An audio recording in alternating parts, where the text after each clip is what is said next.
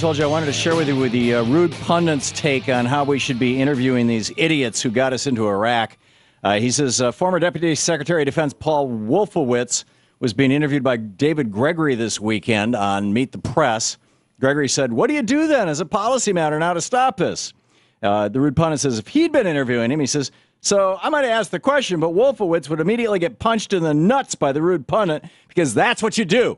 It should be a pattern for pretty much every talk show." Weekly Standard editor and man who is wrong about everything, William Crystal, might be able to say, as he did on Morning Starbucks with Joe this morning, "Is this an acceptable outcome for the 4,500 American soldiers who died?" But then he'd get punched in the nuts. Richard Pearl, who with Wolfowitz helped push the Bush administration into war, was on a public radio show, The Takeaway, this morning, blathering about how he was right in toppling Saddam Hussein. Host John Hockenberry engaged Pearl in a conversation when, frankly, he should have been punched in the nuts. All of them. Every single one. Paul Bremer, just pound the crap out of their nutsacks until every time they even think about commenting on the sectarian violence in Iran, they get a pain that makes them wet themselves instead of thinking about the pain. I'm sorry. This is way beneath the dignity of a man like Governor Howard Dean. But I just had to share it with you, and I know, Governor Dean, you would not phrase anything that you have to say the way the rude pundit does. But the former governor of Vermont, six-term, my former governor, former presidential candidate in 2004, former head of the DNC, founder of Democracy for America, democracyforamerica.com. You have had, first of all, welcome to the program, Governor. Thank you very much for having me on. Are you trying to suppress laughter? Yes, I actually was. Good. Thank you. I'm glad you're not angry with me for that setup.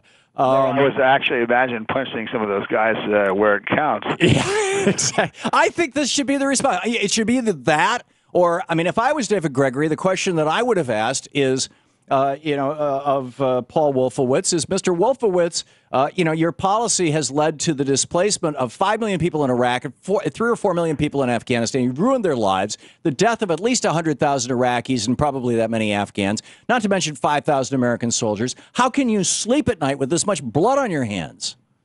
Well, actually, I'm not entirely sure. There's two problems. One, it's not entirely clear to me that any of those people should have been interviewed in the first place. My point. But second of all, it's not entirely surprising because, as you may remember, the Washington press corps at that time was chasing after the Bush administration with their tongues hanging out, hoping for a comment, hoping for a bit of wisdom. And there was very little criticism among the press corps about this either. These guys were plain wrong. They were foolish. I was debating Richard Pearl in Hong Kong not long after I left the presidential race, and he wanted to invade Iran at that time. I mean, I think these guys are completely out of touch. I think they destroyed the Bush administration. The legacy of the Bush administration will never be repaired from the economic and the human damage they did in the 8 years they were in. And I think Pearl and Wolfowitz participated in that, as did some of the other guests on this weekend's talk shows. One of the reasons the Sunday talk shows are going to hell in the handbasket is because people are just tired of it. I don't watch them anymore. Yeah, neither do I. I'm I suppose, I don't know if I'm an insider or not, but I find there's almost no educational value in there. It's sort of the Lindsey Graham, John McCain show, and why bother? They're all politicians. They're all full of themselves, and I don't think most of them know what they're talking about.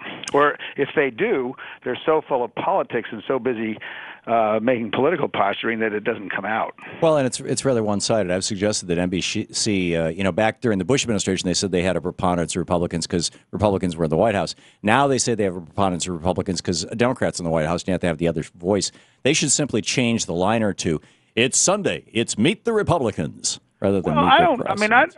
If Republicans are newsmakers, I don't mind that. Yeah. They get the same old people on there who just blather. Yeah. Yeah. And even Bob Schieffer, who I really think is terrific. I mean, why they pick those guests? It's because it's so inside Washington. They all follow each other, and when one person gets a guest, the other want the other ones to be on it. Yeah. The problem with Washington is it used to be 5 years out of touch with the rest of America because of the internet and things are moving so fast. They're 15 years out of touch with most of Americans, and most Americans just don't bother paying any attention to them anymore. I don't know anybody under 35 who watches all the cable shows I go on. Yeah, it's a sad commentary. The average viewer of Fox is 68. You expect that. Yeah. The average viewer of MSNBC is 60. Yeah. Yeah, it is. So it's a whole media problem, and the Sunday shows have always been sort of media leaders, and they're leading us into the desert. Right, and let us not forget. I mean, MSNBC fired Phil Donahue for being anti-war in 2002. The ABC fired Bill Maher for being anti-war in 2002. I didn't know that. Yeah, he lost his show Politically Incorrect because he made a comment about how the at least the guys who flew the planes into 9/11 showed some courage, and he didn't mean it in a positive way. Yeah, I don't think I would have quite said that. Yeah, no, I mean it was, but that was his job. I mean, the show was politically incorrect, so he said an impolitic thing. But but he was comparing them to all the war hawks, to the people who got out of Vietnam, Cheney with his 5 deferments, who then want to go gung ho into a war, and I think that was a legitimate comparison, and it was. I mean, it was satire. It was politically incorrect. But in any case, I think your point is well made. In the minute we have left, Howard Dean, Governor Dean, could you tell us how's Democracy for America doing? I've showed up at a bunch of events with your brother, Jim Dean.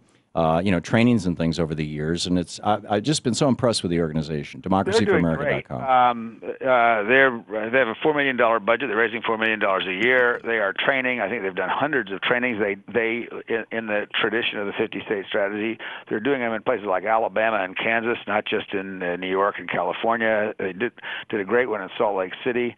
I mean, they really are the continuation of the 50-state strategy, and they've got some. We just endorsed Nina Turner for Secretary of State. She's fantastic, and the Secretary of State there now is a Republican in the mold of Ken Blackwell, who is basically taking as many people's rights to vote away as possible. Is this in Ohio? In Ohio, and Nina is a state senator. She's raising money. She's just terrific, and so we're still working really hard. I think they're doing a great job. That's great. democracyforamerica.com.